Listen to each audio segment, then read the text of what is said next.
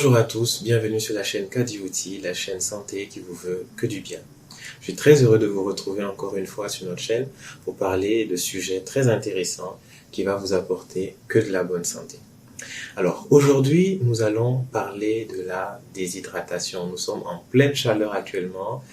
C'est pas la canicule comme dans certains pays, mais chez nous, il fait affreusement chaud et pendant très longtemps, il va falloir s'accrocher pour pouvoir tenir. Si vous voulez tout savoir sur la déshydratation, je vous invite à vous abonner à la chaîne Kadiouti sur YouTube. Tapez Kadiouti et vous allez tomber sur notre chaîne. Abonnez-vous, surtout partagez et bien sûr, n'oubliez pas de mettre un j'aime.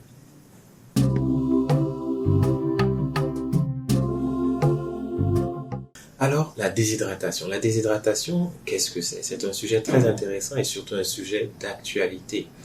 Dans la plupart des pays tropicaux, en tout cas dans l'hémisphère nord, nous sommes en pleine chaleur. Et la chaleur, ça déshydrate les personnes. Et vous savez que cette chaîne a un amour particulier pour les personnes âgées. Donc, les personnes âgées sont les plus touchées par la déshydratation. Mais bien sûr, les personnes fragiles, les personnes malades, les enfants, la femme enceinte sont tout aussi touchées par cette déshydratation. Donc, nous allons parler de la déshydratation enfant et en couple. Et nous allons parler alors de la déshydratation. La déshydratation, en fait, c'est simple. C'est une privation volontaire ou involontaire d'eau par un individu qui va se poursuivre un certain temps au-delà des capacités de l'organisme à résister à ce manque d'eau. C'est ça la déshydratation. Et pour avoir une déshydratation, parfois, il ne faut pas des heures. Parfois, quelques heures passées dans un environnement très chaud, comme c'est le cas actuellement, suffisent à déshydrater les plus faibles d'entre nous, et notamment les personnes âgées.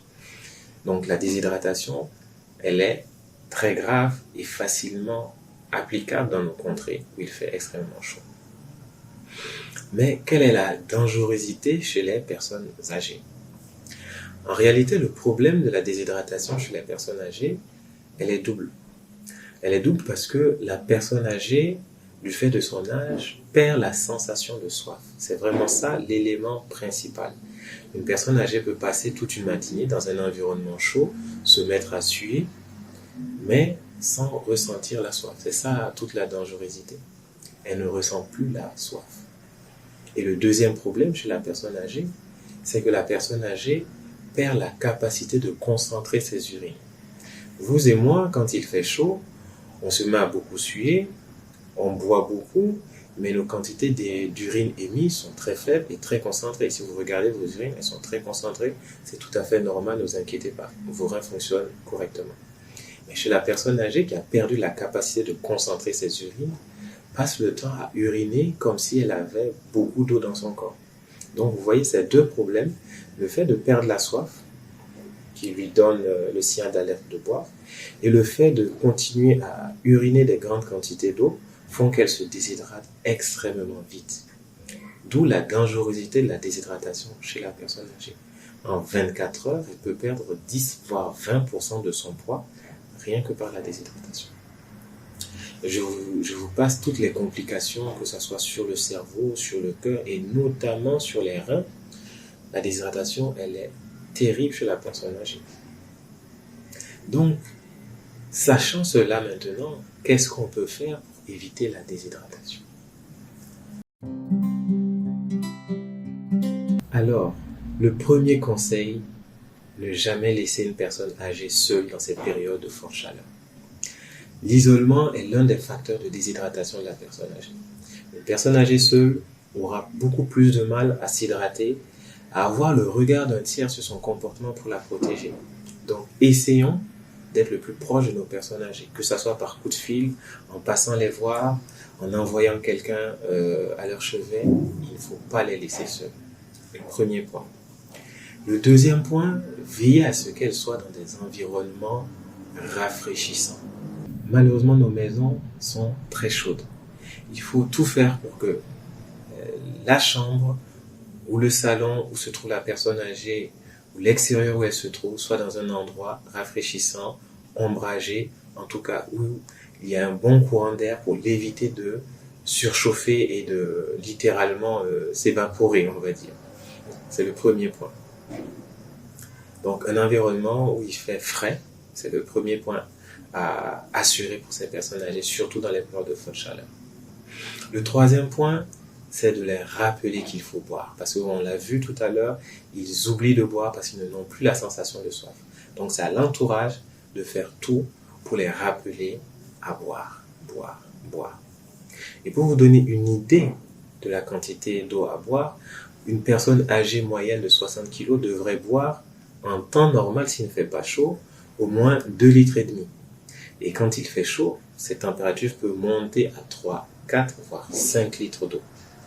Voilà, donc on peut aller jusqu'à 3, 4, 5, 6 litres d'eau en fonction de la température qu'il fait. Et là aussi, quelques astuces pour aider les personnes âgées à boire ces quantités, parce que c'est pas évident de pouvoir boire ces grandes quantités-là, surtout chez les personnes âgées qui ont une petite soif et une petite faim. Il faut repartir en fait la prise d'eau en petite quantité. Donner des petits verres d'eau, des températures tièdes, pas trop froid parce que c'est pas bon l'eau fraîche, en petite quantité, plusieurs fois.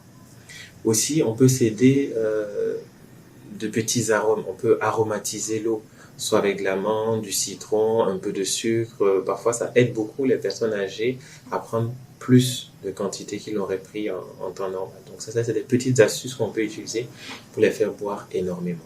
Donc voilà. Et aussi, chez la personne âgée, faites très attention, l'alcool n'hydrate pas du tout, l'alcool déshydrate encore plus. Donc pendant ces périodes de forte chaleur, pas d'alcool, en tout cas très peu, ou bien même si on doit en boire le soir, lorsqu'on sait que l'on a suffisamment bu, on s'est bien hydraté, mais franchement l'alcool c'est très dangereux pendant ces périodes de forte chaleur, surtout chez les personnes âgées. Donc voici les conseils qu'on peut vous donner si vous avez vraiment à cœur la santé des personnes âgées, à cœur la santé des personnes fragiles. Ça, c'est une vidéo qu'il faudra partager au grand maximum. Parce que c'est une période actuellement où nous enregistrons beaucoup de décès chez les personnes âgées du simple fait de la déshydratation. Ce sont des centaines de personnes âgées qui meurent actuellement à cause de la déshydratation. On pense que non, c'est leur heure qui est arrivée, c'est des pathologies de personnes âgées pour lesquelles on ne peut rien faire. Non, la déshydratation tue et n'a rien à voir avec l'âge. On a actuellement tous les moyens simples pour pouvoir la prévenir et même la traiter quand ça ne va pas. Donc, c'est un vrai message du fond du cœur que je vous envoie. Transmettez le message, envoyez la vidéo au grand maximum de personnes que vous pouvez, partagez, ça pourra sauver des centaines et des centaines de personnes. Sur ce, je vous dis à tous une très bonne journée et à très bientôt sur votre chaîne KGOT, la chaîne santé qui vous veut du bien.